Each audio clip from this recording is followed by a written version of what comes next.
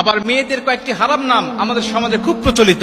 ইসলাম এই নামগুলোকে হারাম করেছে, অথচ এই নামগুলো আমরা খুব আগ্রহ করে রাখার চেষ্টা করি। এই নামগুলো যদি থাকে তাহলে আজকে চেঞ্জ করে ফেলবেন, কারণ ইসলাম হারাম করেছে। এর মধ্যে প্রথম নম্বর রয়েছে রিয়া। রিয়া মানে হলো লোক দেখানো। এই রিয়া যদি কোনো মানুষের ইবাদতের মধ্যে থাকে, ওটা ইবাদতই নষ্ট হয়ে যায়। রিয়া শব্দের আরেকটি অর্থ হলো অহংকার, অহনিকা। এটা যদি বাস্তব জীবনের উপরে প্রভাব পড়ে, বিশ্বনবী বলেছেন মানুষের নামের অর্থ, নামের প্রভাব তার বাস্তব জীবনের উপরে প্রভাব পড়ে, যার কারণে এটা দুনিয়া আখিরাত ভালো নাম হলে উজ্জ্বল করে দেয়, যদি এটা খারাপ নামের অর্থ বহন করে তাহলে দুনিয়া আখিরাত নষ্ট করে দেয়।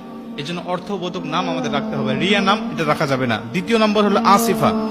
আসিফা নামের অর্থ হলো সে আফসোসকারী নারী। আফসোসকারী নারী বা হতাশাময় নারী।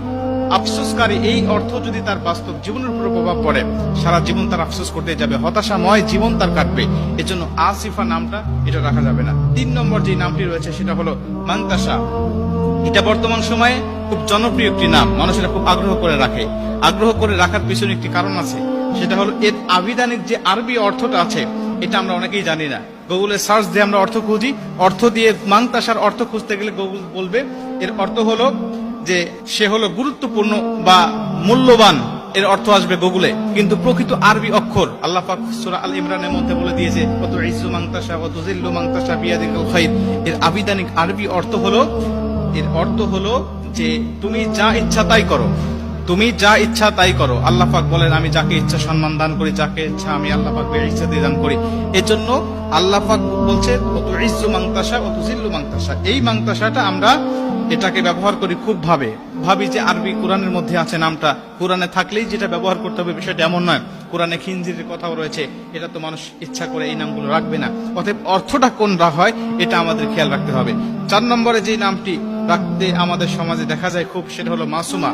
মাসুমা হলো চির নিষ্পাপ বা যার কোনো গুনাহ নেই, চির নিষ্পাপ। এটা কোনো মানুষ হতে পারে না, নবীরা ছাড়া একমাত্র চির নিষ্পাপ, যার কোনো গুনাহ নাই একমাত্র নবীরা। মানুষের কম বেশি গুনাহ থাকবে। অতএব এই নামের অর্থের দিক বিবেচনা করে উলামা একরামগণ মুফাসসির মুহাদ্দিসুন বলেন যে এই নামটিও রাখা যাবে না। 5 নম্বরে যে নামটি সেটা হলো মারিদা বা মারিদা। এই মারিদা শব্দের অর্থ হলো অসুস্থ, অসুস্থ, রোগা। সে সবসময় অসুস্থ হয়েই থাকে, এরকম একটা অর্থ বহন করে। অতএব এর অর্থের প্রভাবটাও যদি মানুষের জীবনের উপরে পড়ে তাহলে সে সবসময় অসুস্থ হওয়ার সম্ভাবনাই বেশি থাকবে। নবীজি বলছে নামের অর্থ এর প্রভাব মানুষের উপরে পড়ে। 6 নম্বরে আরেকটি নাম সেটা হলো সাহেরা। সাহেরা এই নামটিও অনেকের দেখা যায়। অনেকে বলেন যে ইব্রাহিম আলাইহিস সালাতু ওয়াসসালামের স্ত্রীর নাম ছিল সাহেরা।